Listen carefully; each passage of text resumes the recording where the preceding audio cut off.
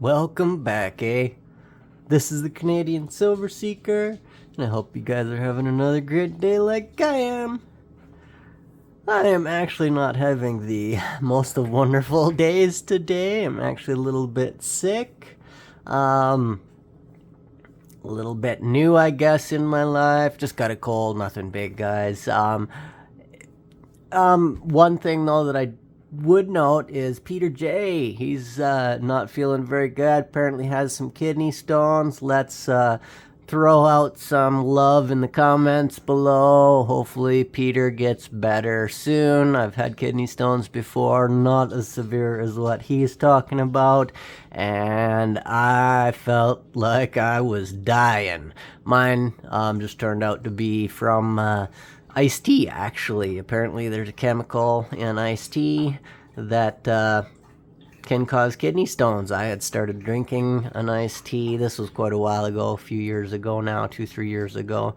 Started drinking an iced tea product fairly regularly, didn't think anything of it, and all of a sudden I started getting a couple attacks, and it did cross my mind. I was like, I don't know what I've changed in my life in the last little while. It's caused these kidney stones, but I knew they were not pleasant, and I actually had a coworker mention that iced tea could cause that. So I looked it up, and it had crossed my mind. That was one of the changes that I had made in my life. I'd started drinking a lot of this iced tea product that I came across that I like. Anyways, I cut that out of my diet. I didn't have those troubles anymore. Unfortunately, it's not that simple for Peter. Not going to go too much more into it.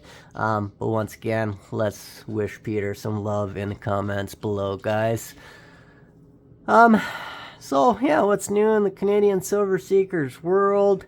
I actually did not buy silver from the LCS last week, or really anywhere else. I ended up working Saturday, and my bank account was a little lower than normal. I always like to keep a certain buffer in my bank account so that I can make sure that the bills are paid, and anything that gets auto withdrawn from my account, there is no issues in. I hate leaving.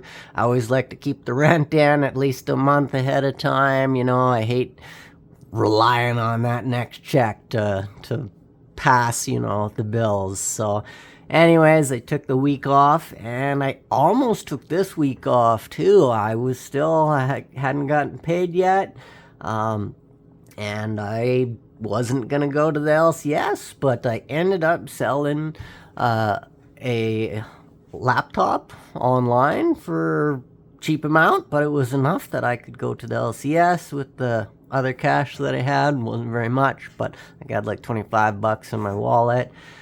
Plus, the LCS actually owed me from a week ago because I didn't collect my change. So it all worked out. I ended up owing them $2, and I'll pay them next week. But he's always awesome about that. So yeah, I got lucky. I sold a laptop, and I got to buy another 3 ounces of silver. What did I get in my 3 ounces of silver today? Well, I got a very good variety of stuff today. I got 2 65-66s with Queen Elizabeth II and her second portrait. I got $2 worth of Queen Elizabeth in her first portrait. And I got 75 cents of my favorite effigy, King George VI. And then this is where it kind of goes into other. I got some King George V here, but I cannot tell whether these King George V are 80% or 92.5, just due to the fact that the year is slicked right off of these guys. It took a fairly good look. Could not tell for those 2 particular quarters, so those will definitely go into my slicked out tube there. I know they're silver. Anyways, what else did I get here? I got 75 cents worth of King George V in definitely 92.5, We got a 1911 here, and we're going to go into this coin a little bit more. This is one that I still need for my book. I only need 3 more. The LCS said he would throw them in, and sure enough, he threw this one in this week. So awesome purchase. Very glad to have that. We'll talk about that one. We also got a 1914 and a 1917 there. And so we know anything 1919 and before. This one's a little harder to see, but there you can see the 17 if you hold it just right there. Those are anything 1919 and before, 92.5. So that's awesome. 75 cents worth of 925 there. And then I get another 75 cents in 925. These ones are slicked out really good, but I love getting King Edward. You can always tell a King Edward, even if it's slicked right out, just due to the way the head faces. It is the opposite direction of King George. And yeah, you can also see the coin orientation on these guys. It flips over in a certain year. I can't remember what that is. Look at that one. That one's worn right off. You can't even see the face of that one, basically. See one little edge there a little bit, but that's nothing. But I'm always happy to have those in my pickups. I only got, I believe, like, I don't know, $1.50 or $2 worth of King Edwards in this tube here, so be happy to add those. And this is my second Queen Victoria. This is, yeah, I only have one other one in my tube. As you can see, the coin orientation is, like American coins back then. Once again, I had a different video I noticed this in. And yeah, normal Canadian coins flip like this. And American coins flip like this. But apparently Canadian coins used to have that type of orientation. But yeah, always happy. Can't read the year on that one either. Slicked out pretty good. But always happy to have a Queen Victoria in the midst. That's, like I say, there's only the second one in that 925 tube. Not a lot in that 925 tube that I've collected, but it's always nice to get a little extra from the LCS. And if you add that all up, that's actually 525. He usually throws in an extra quarter, not always, but quite often.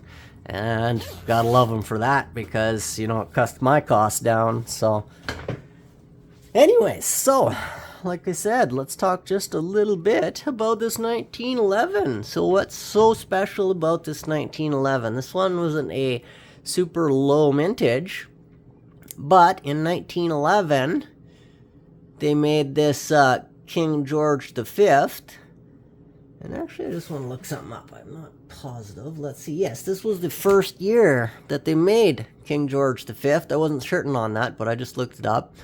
And when they made this one, it's actually, these other ones are too slicked out to really read it, but if you look at one of that's actually slicked out ones, you can see that the writing on the back of them is slightly different, and it changed in 1912, possibly even 1911, just from what I was reading online. But yeah, you can see George the Fifth, Rex et Imp.